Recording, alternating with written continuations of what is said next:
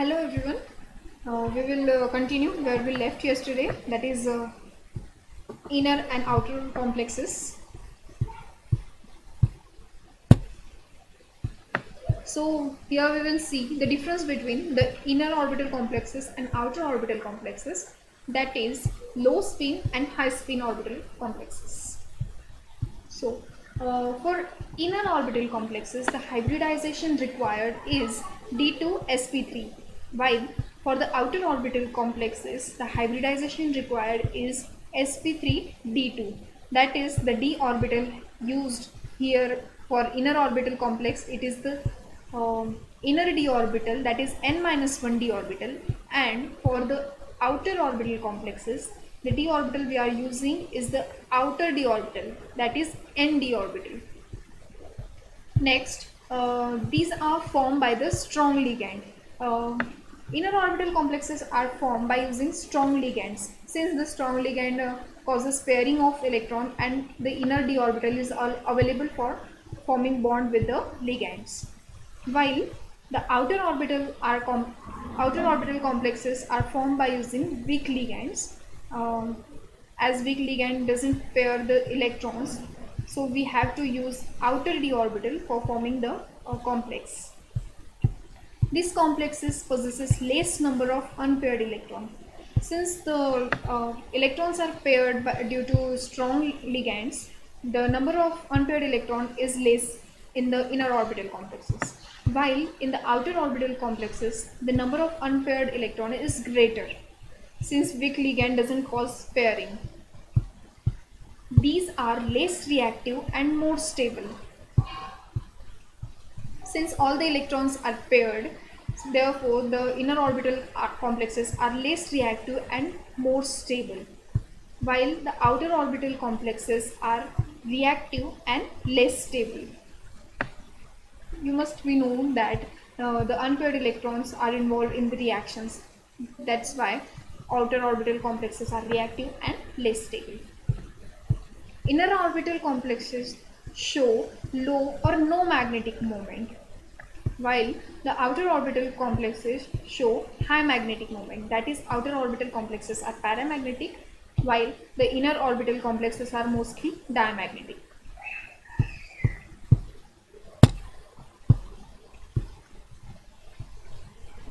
Applications of valence bond theory. Here we have summarized few examples. Let's see. Mn2 plus ion complexes.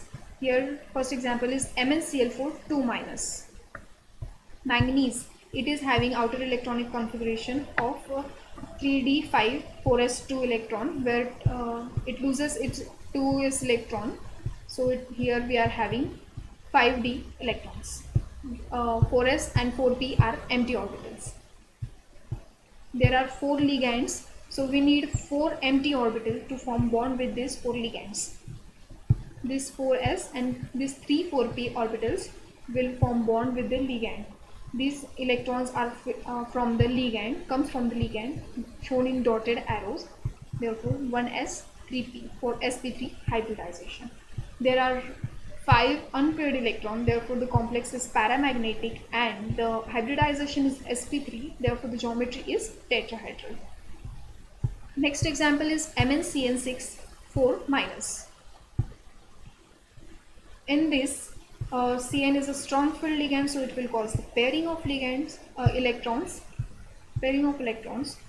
So all these electrons will get paired, while this one will remain unpaired, as there are no electrons to be paired with it.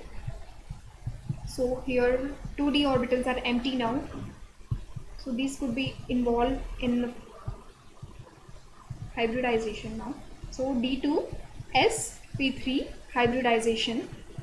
Since we are having one unpaired electron, therefore it is a paramagnetic complex, and the hybridization is D2sp3.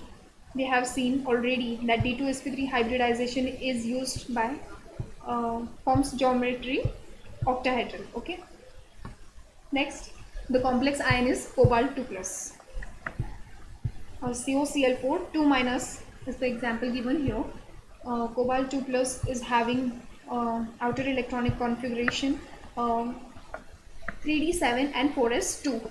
4s2 electrons are lost already to form cobalt 2 plus ion.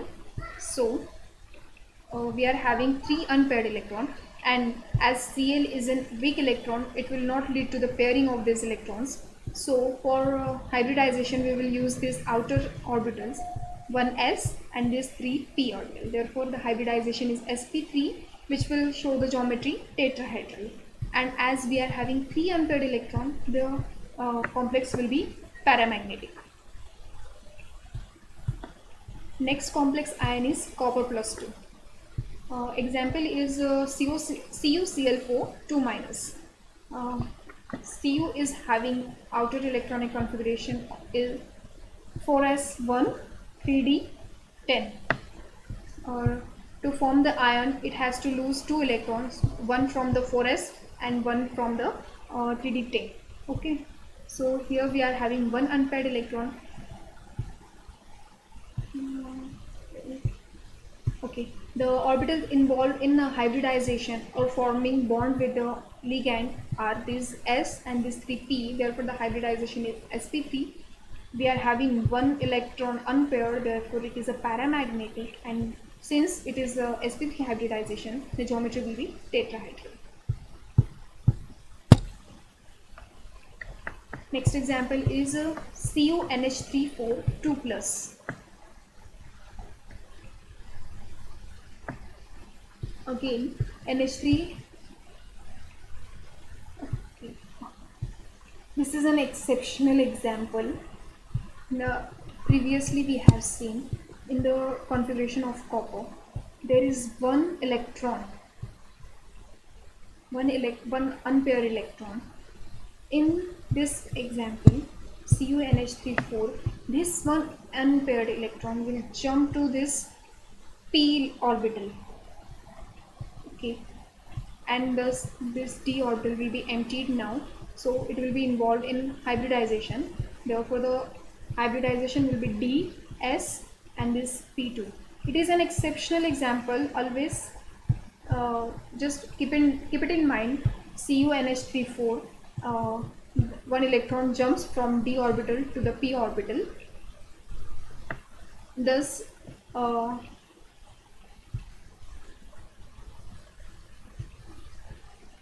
okay,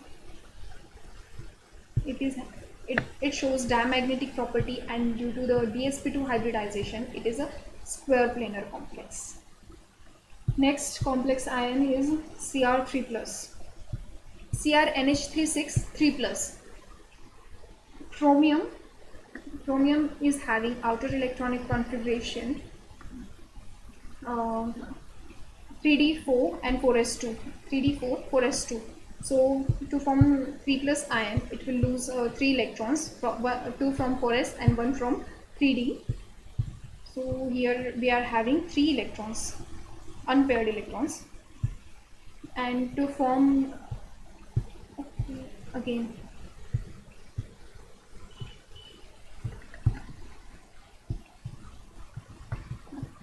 to form bond with this NH3 ligand, it will use this 2d orbital, the one s orbital and this 3p orbital. Therefore the hybridization is d2s and this p3 hybridization.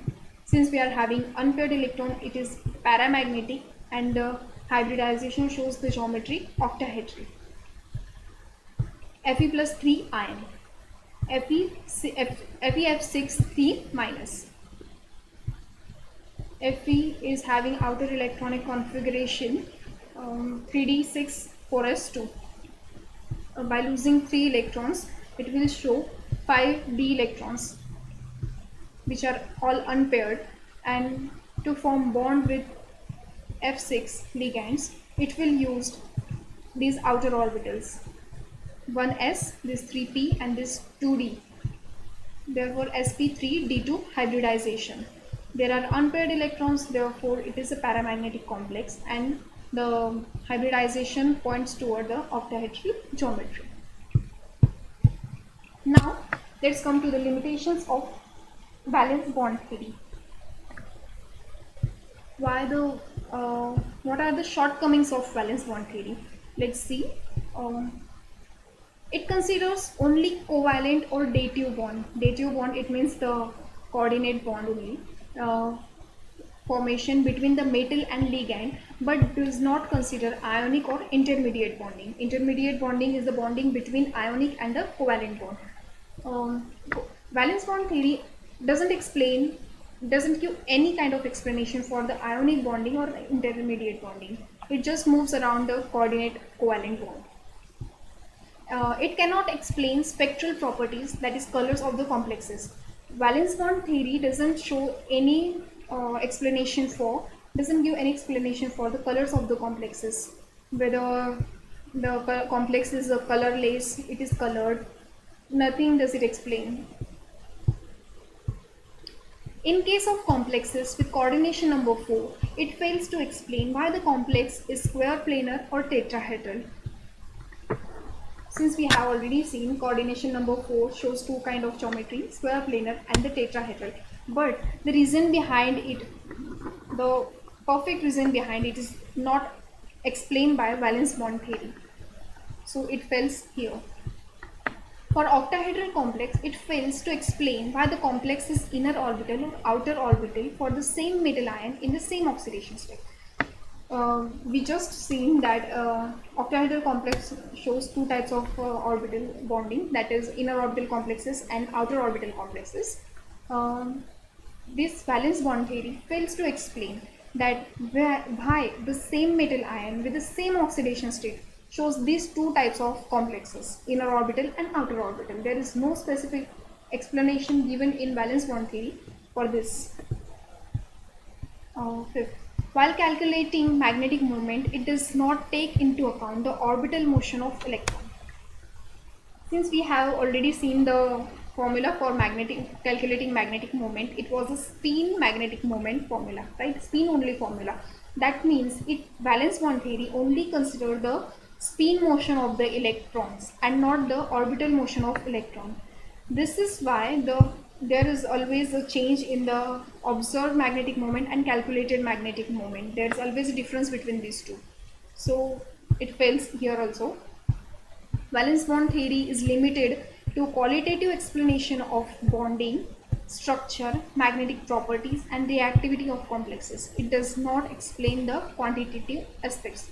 It only explains the qualitative properties of the complex, that is what kind of bonding it involves, the structure of the complex and the magnetic properties, whether it is paramagnetic or diamagnetic, and the reactivity of the complex, whether it is reactive or inactive.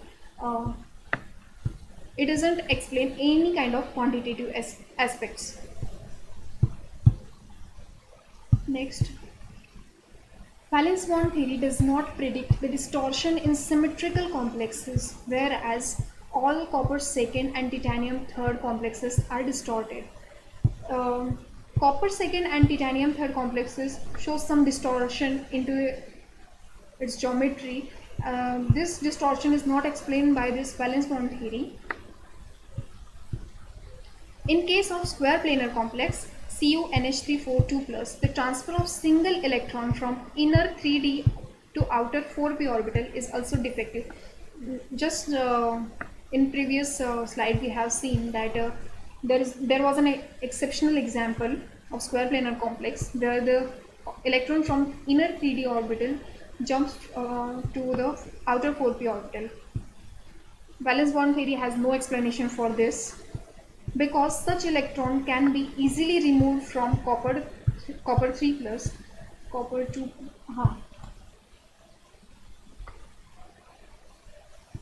which is not possible, because such electrons can be easily removed. The electron from the outer orbital can be easily removed, but this example is not showing any such a removal of electron, so it is not explained by valence bond theory. While ESR studies have shown that in copper second complexes, the electron is not in 4p orbital. While during the studies of ESR of the copper second complex, there is no electron found in the 4p orbital, which was explained by this valence bond theory. Thus, valence bond theory fails to explain geometry and stability of such complexes. It offers no convincing explanation of causes of maximum pairing. We have seen that some ligand causes pairing, but due to what reasons it causes pairing, there is no explanation for this in valence bond theory. It cannot explain the reaction rate and the mechanism of the reactions. Valence bond theory doesn't explain the rate of reactions and the mechanism of the reactions. So all these were the limitations or the shortcomings of valence bond theory. So here we end with the valence bond theory. In next lecture, we will see next crystal field theory. Till then, stay safe, stay healthy. Thank you.